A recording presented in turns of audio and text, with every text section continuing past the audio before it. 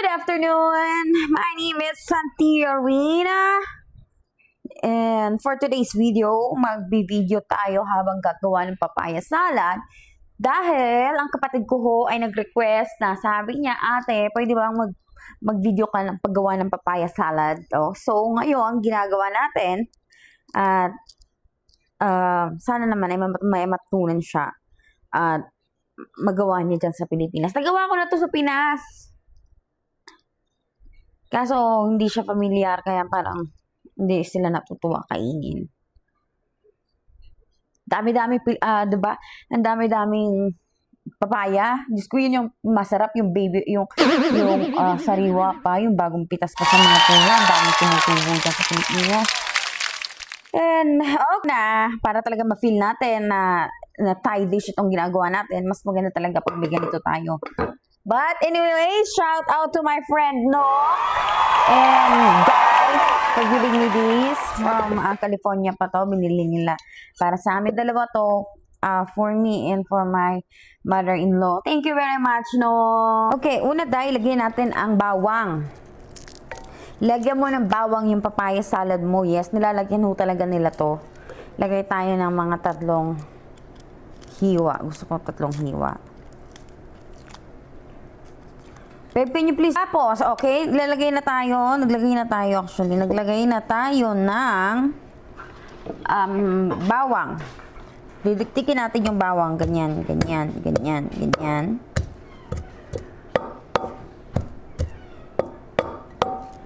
Ganyan na ang itsura. Okay? Ganyan, ganyan lang. Okay? Okay? Sister? Okay? Okay?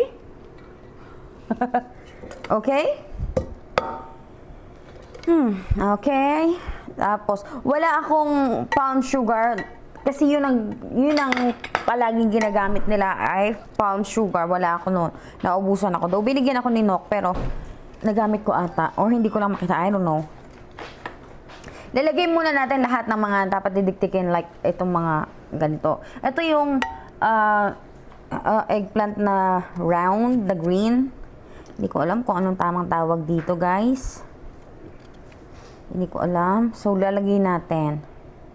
Kasi, okay, magda-dry muna tayo. Lagay natin. Bahala ka na kung anong gusto mong slice. Pag ganyan, pag ganyan, bahala ka kung anong gusto mo. No? Hindi naman kailangan na ano to. Yung gagayahin mo, kailangan tamang-tama ang iyong paggaya. Ano daw? Okay. Bahala ka, anong klase? Tapos ganito sila. Ito lang din yung panghasa nila. Oh. Hanip, diba? Ay, yung mga tayo para talaga Filipino. Masaya. Pag nagkikita kami, busog na busog ako palagi. Kasi ang sarap nilang magluto. Sarap nila pagkain nila. At meron tayong ganito, lime. Lalagay natin yan, tea. Ganyan. Okay lang kasama yung balat. Huwag kayo anuhin mo. I-drain mo. Bigain mo. Tapos, gamit ka pa ng... Pero para sa akin, masarap yan. Ganyan. Tapos, ganyan natin. Didikdikin na naman natin. Maglalagay na tayo ng sugar. Wala akong palm sugar. Basta mga Thai product ako dyan sa Pilipinas kung mayroon kayo mabili. Alam ko mayroon. May mga Thai product naman dyan eh. Palm sugar yung ginagamit nila. Yung bilog, yung matitigas. Kala ko yung sobrang tigas. Pala pag didikdikin mo na malambot lang din pala. Hulmang ano lang siya, matigas. So, dahil wala akong palm sugar, lalagay tayo ng kutsarita. Kutsarita ba yun? What? Senyorita. Ganito kalaki. Senyorita. Ano na, okay. Dalawang ganon kasi maglalagay pa tayo ng patis. So, dapat ang lasa nito maalat-alat, matamis-tamis, maanghang. Speaking of anghang, kailangan natin ng sili. Meron silang sariling bagoong, guys, na wala ako noon. Meron silang sarili.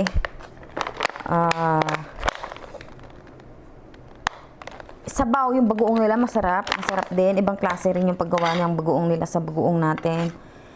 Ewan ko. So, lalagay tayo ng cherry tomato. Kung wala ka namang cherry potato tomato sa iyong bahay, that's fine. You can use na lang yung malalaki. Pero make sure mo lang na hinog, wag hilaw. Hinog, hindi hilaw. Kapatid ko kasi sinabing kasi iibahin yung ginagawa. Yung hilaw yung ilalagay. Sabi na nga. Paano talagang ma-achieve nyo? Pero ngayon pa lang, sinasabi ko sa inyo, dahil baka kung hindi Thai product ang gagawin niyo, talagang ma-feel niyo yung difference parang hindi ninyo ma-achieve.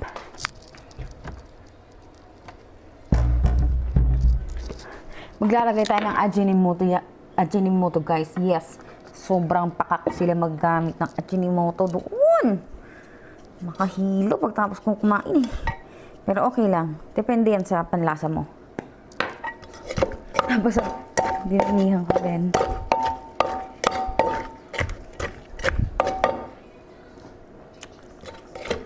So, okay na. Maasim-asim, matamis-tamis. Hindi pa tayo naglagay ng patis. Ngayon, papaya. Yeah, meron ako ditong papaya. Ganito lang siya karami. Later yan. Mamaya-maya pa. Lalagay muna ako ng cashew. Cashew, yung kasoy.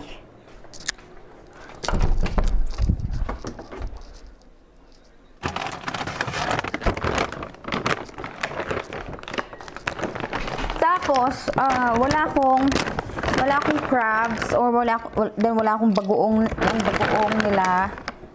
Susubukan kong maglagay ng sabaw ng bagoong katulad sa atin. Pero kukuntian ko lang. Parang maglasang fishy lang siya.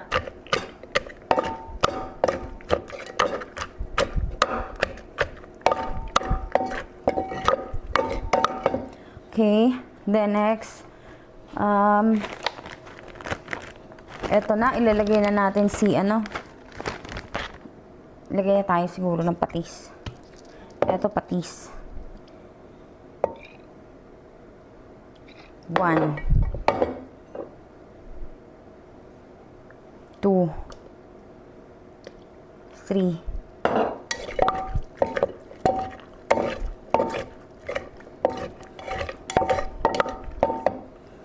tikman natin. Matamis-tamis. So, yun, kulang yung anghang.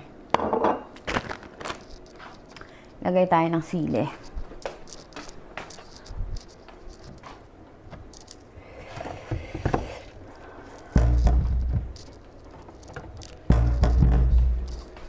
Oh, wow. Meron pala akong Thai dito. Fish sauce din. Let's try this. Hindi pa masyadong maalat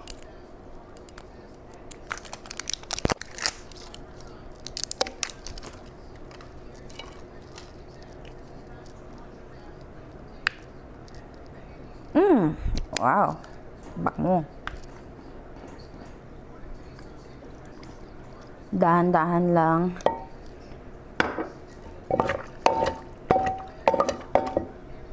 Ito sa totoo lang, para ka lang din dito gumagawa ng salad.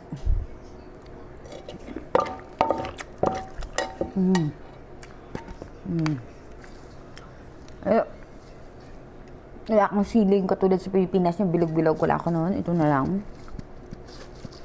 Maanghang. Tapos wala akong crab. I don't have crab. Ang gagamitin ko seafood, ilalagay ko na lang yung salmon mamaya pag naka-platter na to.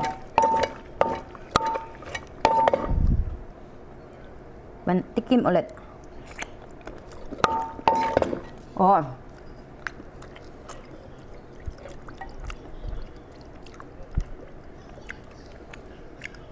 Good.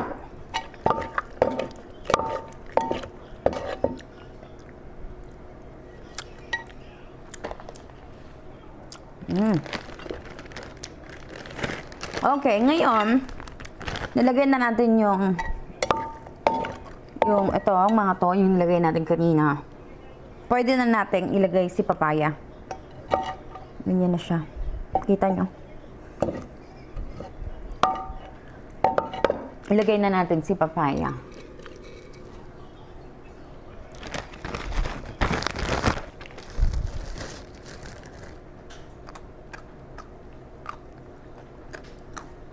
Crunchy pa.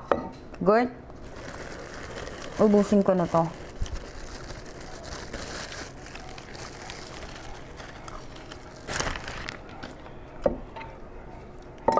Tapos ganun lang. Pag nilagay mo na si papaya, hindi mo na lalakasan yung pagdidikdik mo. Parang ihalo-halo mo na lang siya. Mas masarap talaga to pag may crab. Nakatikim ako, oh. Yung crab na maliliit, yun sa Pilipinas, yung mabibilis tumakbo, yung sinasabi bawal na hulihin kasi may lason. Nakatikim ako na, no? Kaburo.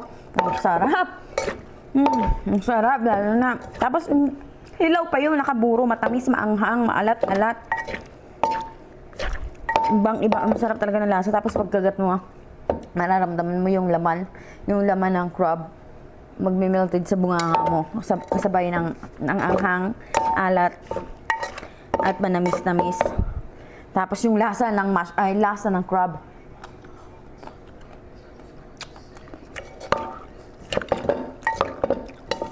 Okay.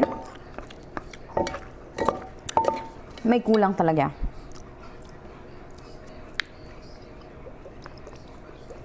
Pinapanood mo na naman ako, anak ko.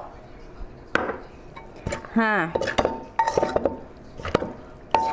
May kulang talaga. I don't know. Siguro dahil... Ah!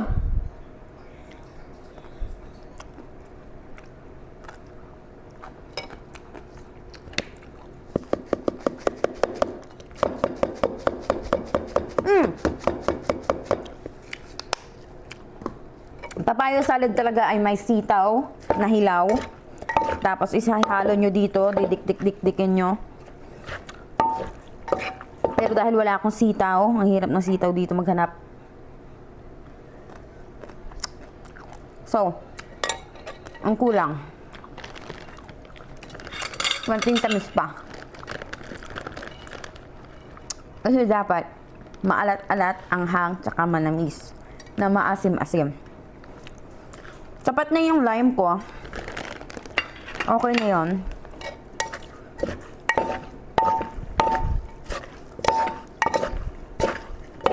Nakatulog ako kasi study ako.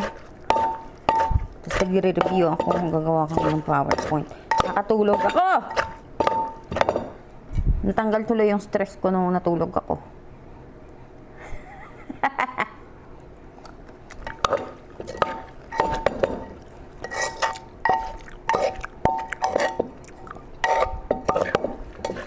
May kulang pa talaga.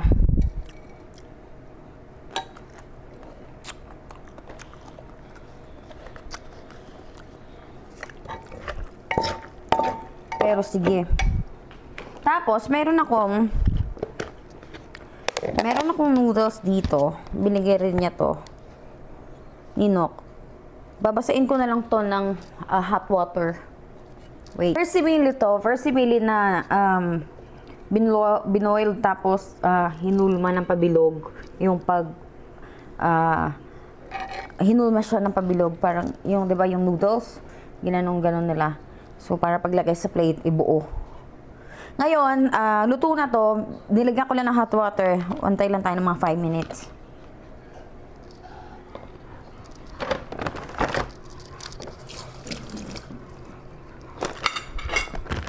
May mga watcher ako, guys. Yan, nanonood. Ayan din, nanonood. Nanonood sila.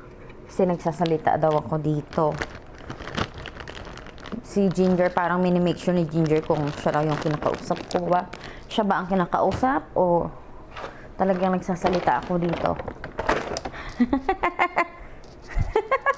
Mapanghusga pa mo, tingin-tingin pa, taas baba pa yung tingin, ganun-ganun pa yung tingin eh. Okay na to. Okay na to. Tapos,